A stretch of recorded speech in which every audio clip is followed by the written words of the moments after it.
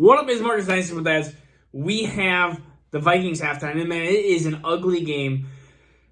We never do good against the Eagles at the Eagles. It is just a rout fest. I hope this doesn't turn into the Vikings season going downfall, but we have some of the biggest players that have failed in the first 2 weeks of the fantasy football season, and we're going to determine on a scale of 1 to 5, 1 being like, hey, I'm not worried at all, it'll happen, and 5 being panic button, where we're going to put some of these players that have failed the first 2 weeks of fantasy football season. We're going to start at quarterback.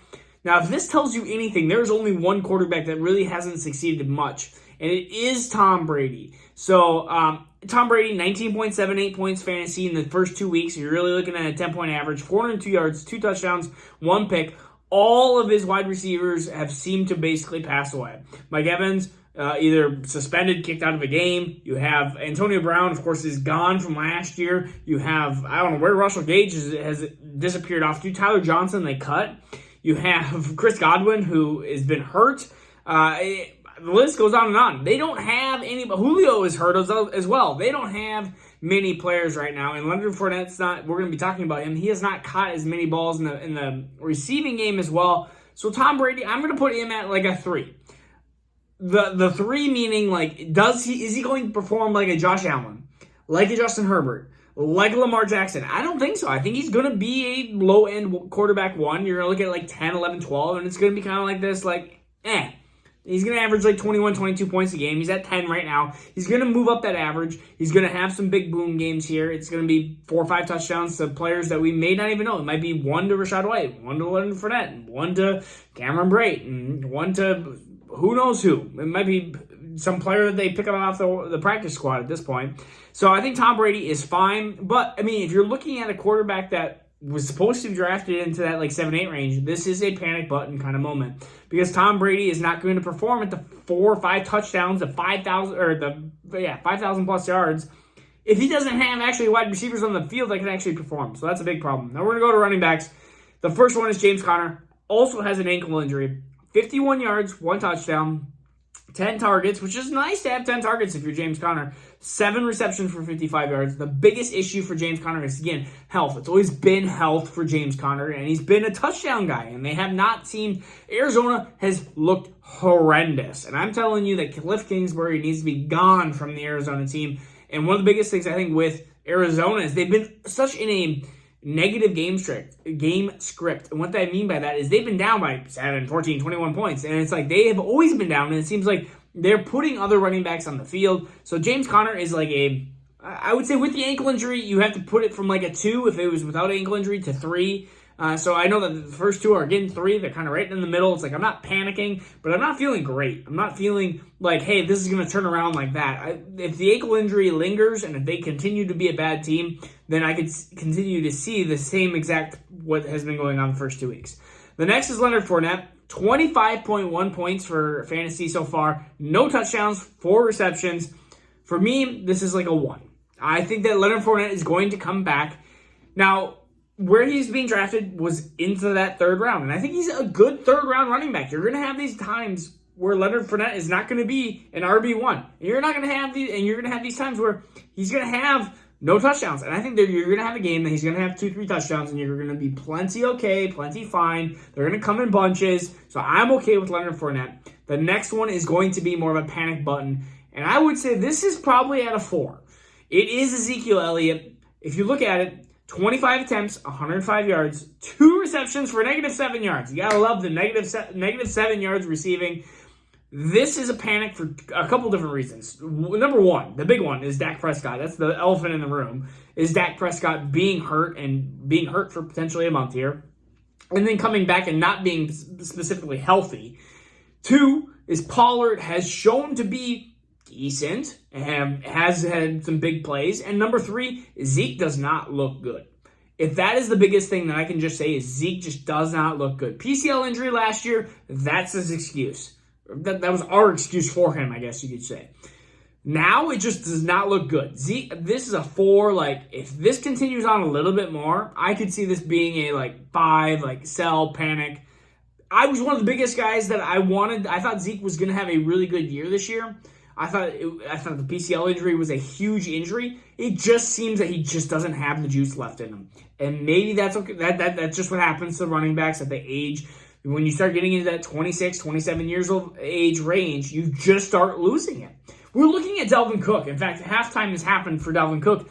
There is some panic that Dalvin Cook may not, he just doesn't look great.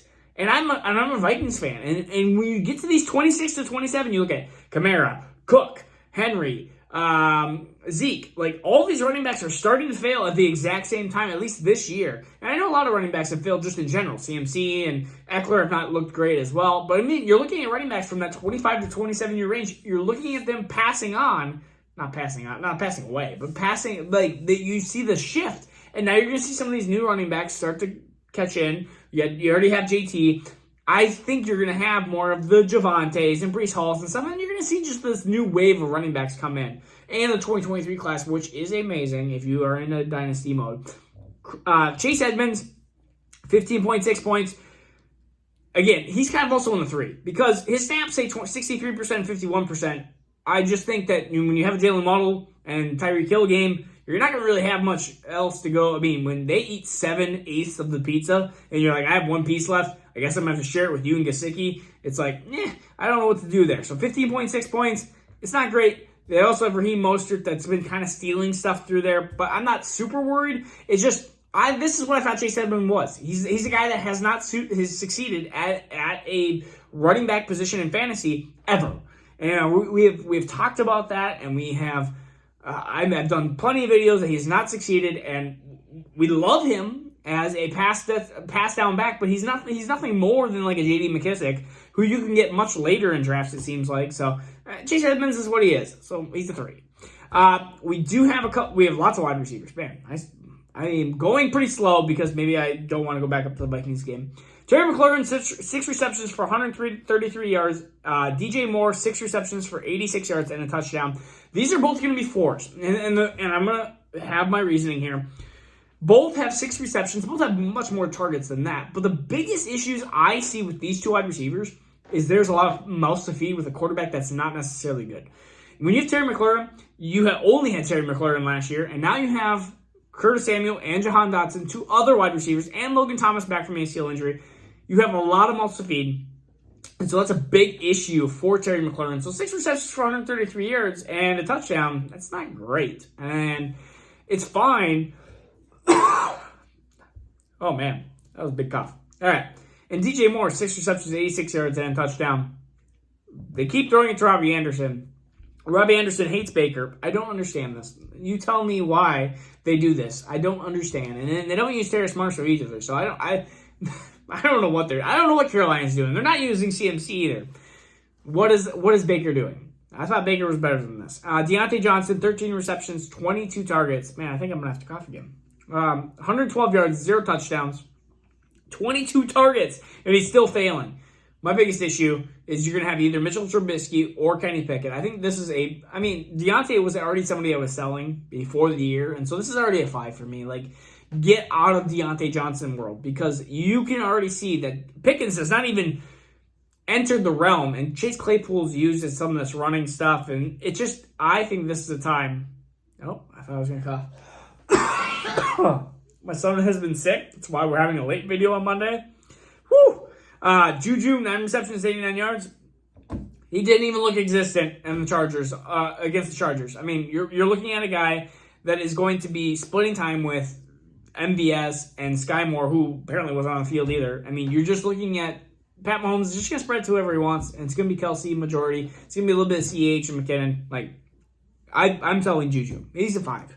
DK Metcalf, I mean, you could also say he's a 5 because these are a lot of players that I've already said. If they're players on bad teams, bad quarterbacks, or rookie quarterbacks, it's just like these are players that I already sold before the season. Like, these are players that I already warned people on. DK, 11 for 71 for 2 games. I mean, what do you want? It's Drew Lock / Geno Smith. Geno Smith right now.